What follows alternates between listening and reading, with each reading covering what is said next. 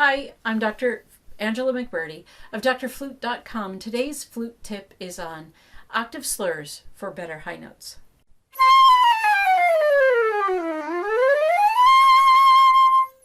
So I played that little bit of the Mozart flute concerto in G because at the very end we have these octave jumps.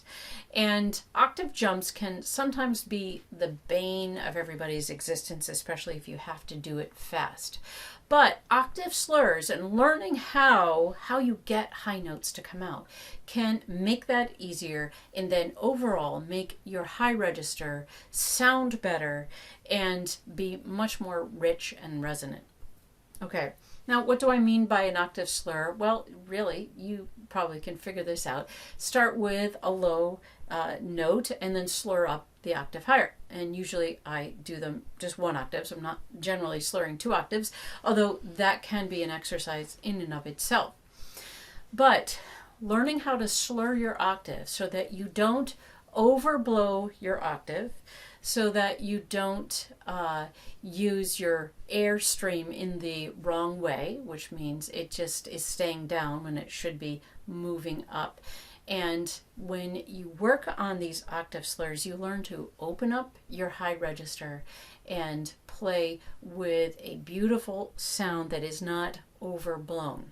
Okay? Now, sometimes when we play up the octave, we're really high or really fast stuff and we're not comfortable with playing that octaves, we tongue the notes on the high register because it's easier to get your high register out when you tongue it, when you put that little punch of fast air and articulation all together. It's easier for that high note to come out, and it's harder to do it when you slur. But if you work on slurring, you can get it fast or slow.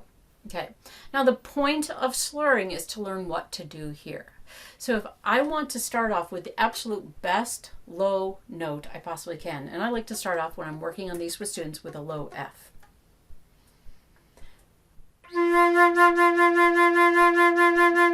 Nice and rich and full. My jaw is down, my airstream is down, because that's how I need my airstream to be when I'm in the low register. I need it to be going down. Teeth are apart, and this embouchure is nice and big. All right, now to go up the octave, I need to go from ah to oo. And if you notice, to go from ah to oo, my jaw has to move out. Okay, so it's going to move out. Okay, now I have students practice just that. Move your jaw from ah to oo.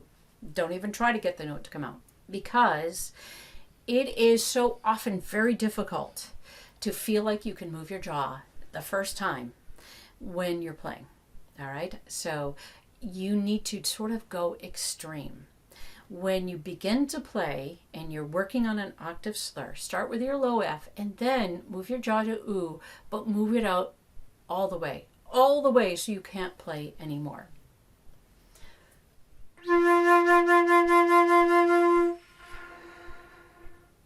All right, I move it all the way because you need to learn that your jaw can move. It can move while you're playing. And then if you go extreme, then I tell students, okay, now move half that amount, halfway, and just see what happens.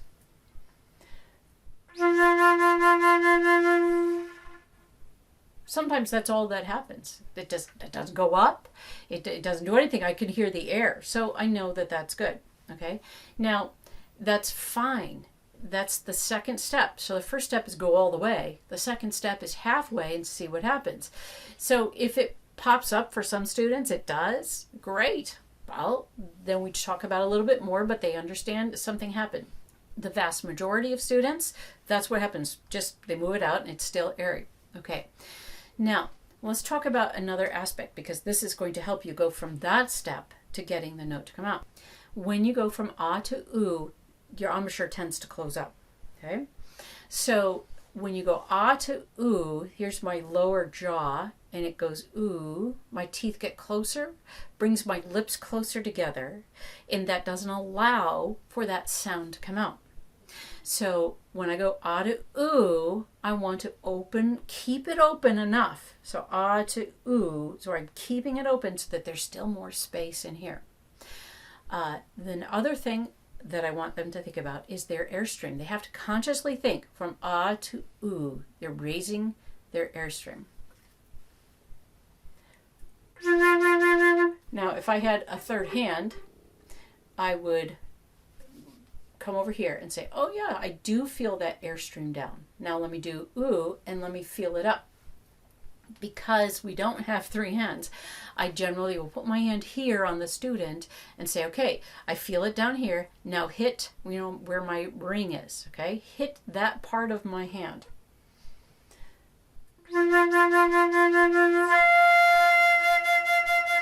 Don't blow harder, because sometimes they'll do it. But they still blew harder because it's such a habit.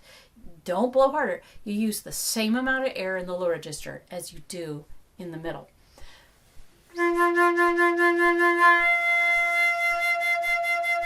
And that came out beautifully for me, well, because I've been doing it for these many years. But what I did was keep my embouchure open. I didn't blow harder.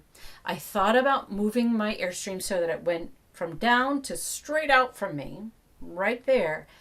And then here's the third key that often helps people get this high note, just the last step that helps, and that is raise the upper lip.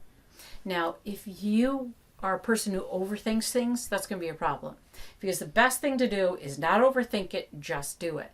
Because our upper lip, we can't really move it separately. It's not one that, we can move our bottom lip out and we can move our bottom jaw. But our upper lip, not so much. However, you can move it a little bit. And that little bit is enough. So now, low register, air is down. I'm playing a low note. I'm going ooh. I'm keeping my teeth apart. I'm raising my upper lip and I'm blowing the air straight out.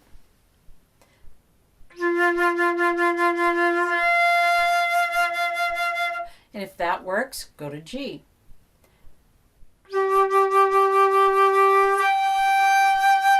A.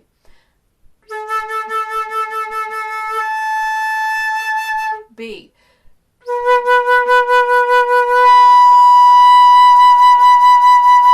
And they can all come out. Now, as I get to the B, if you feel like your B just sinks and you keep getting a low note, that means you have to go a little bit more. Now, if I don't have support, especially as I go B and higher, then it's probably not going to work either. You have to have support, which means your breathing has to be proper. You breathe from your stomach, rib cage. It's tight, and that tight pushes up, that pressure built inside pushes up on those high notes to come out. Then when I'm back here in Mozart,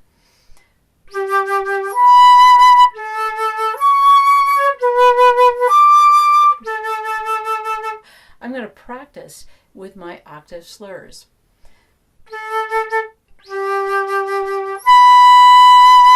These are bigger than octaves, so it makes my lip work a little bit harder, but the same principle.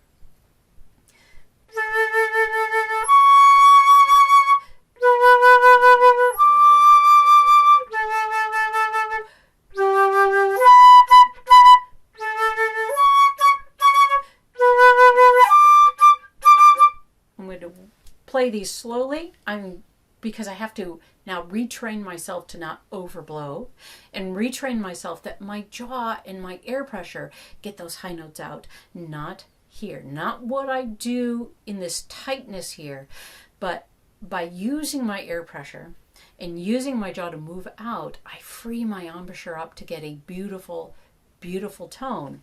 And then after going slower, I can start working it up a little bit faster.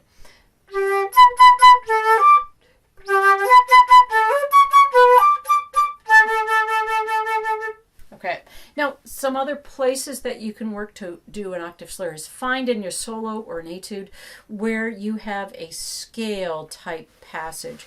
But let me do, there are these arpeggios in here.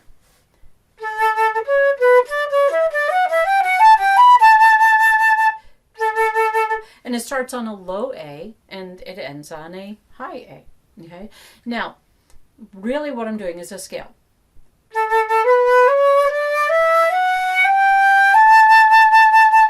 I'm playing that scale. Every other note is that scale.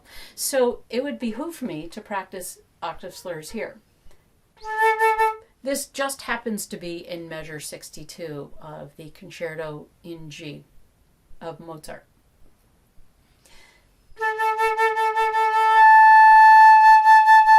I'm moving my jaw out, I'm keeping the space, I'm raising my upper lip, and I'm raising the airstream.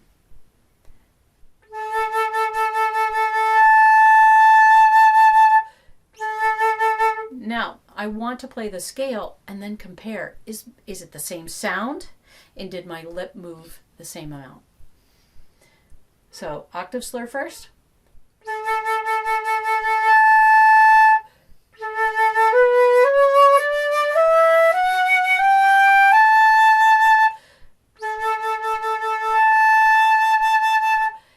I kept them, all three of those high A's were the same. They weren't louder. I didn't overblow. They had the same sound. But I guarantee, probably when you're working on this, that they're not going to be the same. But that's what you strive for.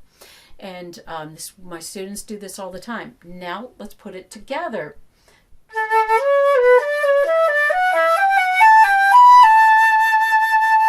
Did I move my jaw as I came up? Did it start moving? Your jaw is always in a state of flux. It's always moving. It's never staying in just one spot. So that can also help you learn your solos, just working on it slowly like that. It's a good tone exercise. It's a good technical exercise and helps you learn your piece as well. So this helps you have a better tone. If I just did the usual overblowing way,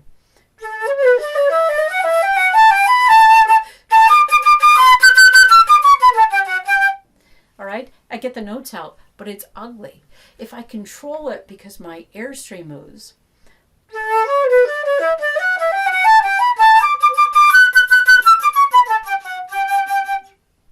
then I get the tone I'm looking for. My tone is going to be phenomenal in that upper register because I'm using my support to get it, not squeezing here and not overblowing so that it just jumps out at you. All right, that is using octave slurs to improve your tone. It's going to help you in many ways. It's a little bit tricky to work on, and sometimes people find it a little bit tedious, but it pays off. Do the work, pay the piper, and you'll be happy that you did. That's today's flute tip.